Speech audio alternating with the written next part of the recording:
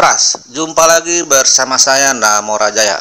Kali ini kita akan membahas sosok seorang pemimpin yang merakyat, jujur, lurus, dan bebas dari KKN di masa Orde Baru.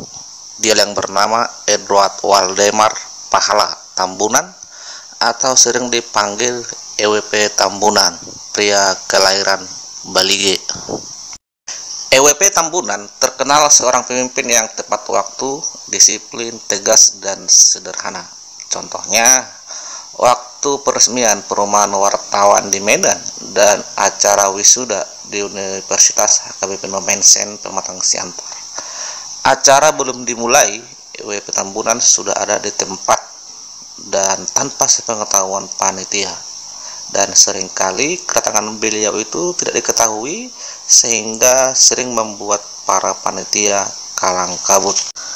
EWP Tambunan juga sering sidak dengan penampilan layaknya masyarakat biasa tanpa protokoler sehingga sering membuat pejabat daerah kelabakan karena kedatangannya tidak terduga-duga. EWP Tambunan selama menjabat Gubernur Sumatera Utara selalu mengembalikan sisa anggaran rumah tangganya ke kas negara tiap tahunnya. Padahal itu anggaran siap dipakai dan dihabiskan, tidak jadi masalah. Dan itu mungkin salah satu penyebab kenapa beliau tidak memiliki rumah di Sumatera Utara. Rumahnya hanya ada satu, yaitu di Jakarta, dan itu hasil kerjanya selama menjabat Tentara Indonesia. Berikut ini kita akan mendengarkan penjelasan dari seorang Sohibul Ansor Siregar, tokoh masyarakat dari Sumatera Utara. Edward Waldemar Pahala Tambunan. Ini orangnya sangat luar biasa dalam mengendalikan keuangan. Di dalam terminologi atau istilah keuangan sekarang ada yang disebut dengan silpa lebih anggaran itu. Jadi misalkan 5 triliun dianggarkan untuk belanja setahun di Sumut, sudah Desember masih ada 1 triliun yang belum terhabiskan. Bagi pemerintah yang umumnya di Indonesia hingga hari ini, 1 triliun ini bagaimana cara menghabiskannya? Dibikinlah macam-macam kegiatan, kalaupun itu tak perlu, asal bisa dipertanggungjawabkan aja di atas kertas. EWP Tambunan tidak mau itu. Tutup buku, nggak ada cerita, selesai kita di situ, katanya nggak usah ajar-ajari aku. Ini anggaran harus selamatkan. Ini uang negaraku, uang bangsaku, nggak boleh dikorupsi. Siapapun nggak boleh mengkorupsi. Amanah ya Pak? Amanah dia. Jadi kalau accountability di dalam prinsip-prinsip good governance, dia sudah memperkenalkan itu pada masa tahun 70-an. Jadi kalau kita baru punya konsep mengenai good governance tahun 2005-an, dia tahun 70-an sudah memiliki gambaran tentang accountability. EWP Tambunan pemimpin yang tidak suka diistimewakan seperti seorang raja.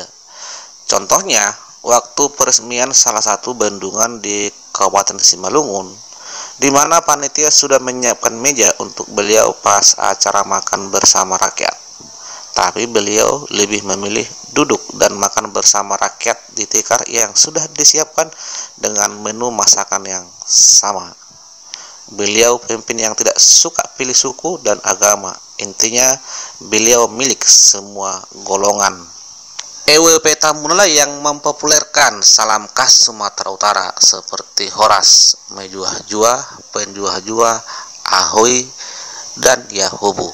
Serta beliau juga yang mempelopori pesta budaya seperti Pesta Danau Toba, Pesta Horas di Tapanuli Tengah, Pesta Buah di Tanah Karo, Pesta Melayu di Langkat, Deli Serdang, Labuan Batu, dan Asahan, Pesta Ronda Bintang di Simalungun, Pesta Nelayan di Tanjung Tiram, Batu Bara, dan yang terakhir Pesta Yahubu di Nias. Memang harus diakui selama beliau menjabat sebagai Gubernur Sumatera Utara, pembangunan fisik itu tidak ada yang monumental atau yang mercusuar. Karena beliau itu fokus membangun ekonomi rakyat seperti PIR, kemudian membangun sumber daya manusia, karakter, kerukunan, dan toleransi, serta pemerintahan yang good government. Mungkin karena kejujuran beliau, sehingga beliau tidak diberi kesempatan untuk menjabat kedua kalinya. Di samping masa itu, iklim demokrasinya masih dicekam oleh monopoli kekuasaan yang sentralistik Orde Baru. Oke, sekian dan terima kasih. Jangan lupa di like dan subscribe. Horas.